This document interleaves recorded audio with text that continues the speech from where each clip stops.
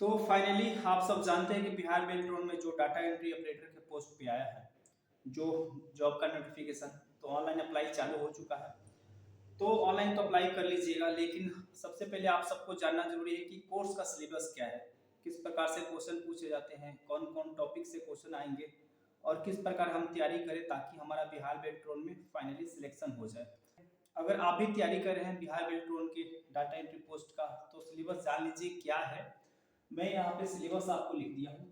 आप सब जानते हैं कि जो बिहार बेल्ट्रॉन का सिलेबस है थोड़ा सा हार्ड है, ज़्यादा हार्ड नहीं, नॉर्मल एग्जाम होता है और एग्जाम सबसे निकल जाता है।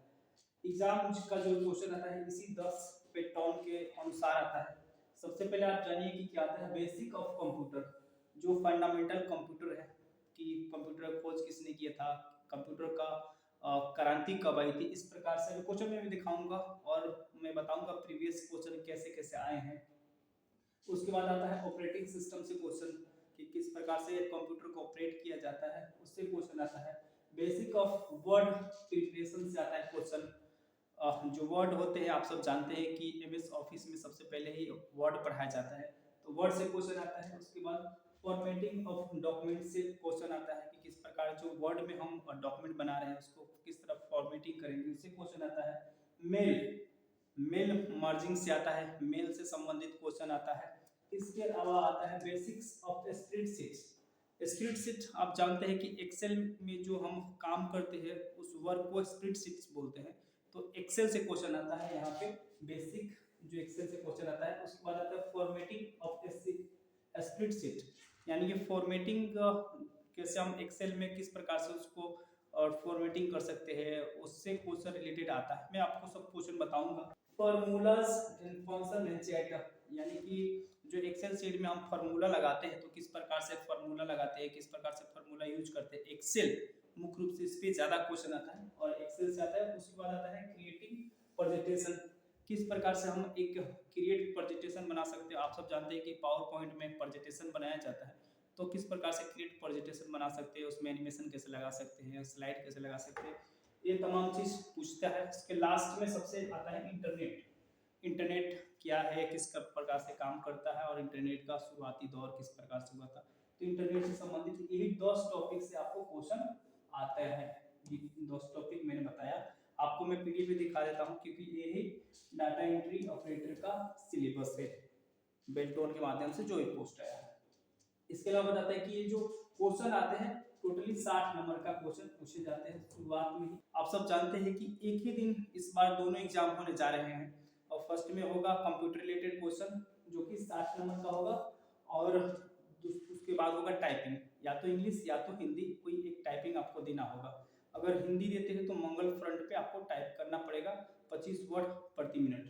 इसके बाद 60 नंबर का एक जो एग्जाम होता है ये, उसमें से 30 नंबर आपको यानी कि 50% आपको लाना अनिवार्य है। 50% आपको लाना अनिवार्य है। ये सिर्फ पासिंग मार्क्स है कि जो 60 नंबर का एग्जाम होगा ये, उसमें से 30 नंबर आप ला दीजिएगा तो आप पास हो जाइएगा।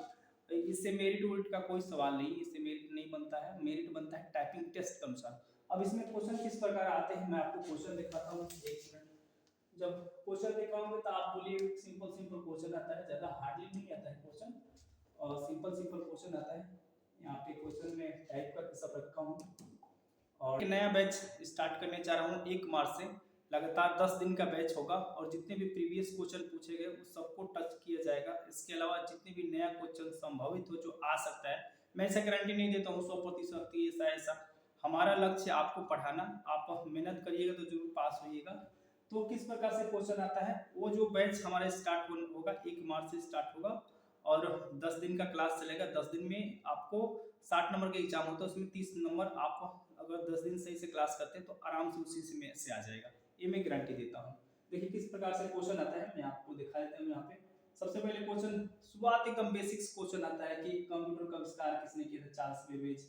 और सबसे पहला कंप्यूटर का नाम क्या था, जो सबसे एनिक नाम था। इस प्रकार से क्वेश्चन आते हैं। आधुनिक कंप्यूटर की खोज सर्वप्रथम कब हुई थी, 1946 में। कंप्यूटर के क्षेत्र में महान क्रांति कब आई थी, 1960 में। इस तरह से क्वेश्चन आते हैं। हिंदी का कंप्यूटर का हिंदी नाम क्या होता है, बहुत सारे लोगों को पता नहीं है, संगणक। ये मैं लगातार यहाँ से मैं क्वेश्चन सबका टाइप करके प्रीवियस क्वेश्चन और इधर क्वेश्चन जितने भी है मैं टाइप करके रेडी करके रखा हूँ। 1 तारीख से बैच स्टार्ट करूँगा।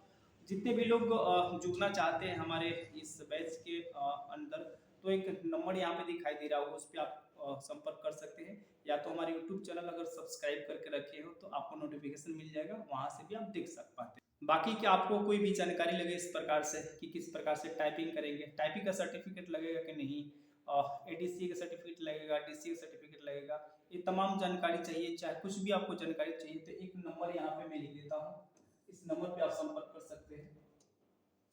यहाँ पे आप लोग सब जानते हैं कि हमारे ये हेल्पलाइन नंबर है, हमारे ये जो इंस्टीट्यूट चलता है इसका 8210088685, ये जो नंबर है इस नंबर पे आप संपर्क कर सकते हैं और जो भी आपको डाउट हो यहाँ से क्लियर कर सकते हैं। धन्यवाद, थैंक यू।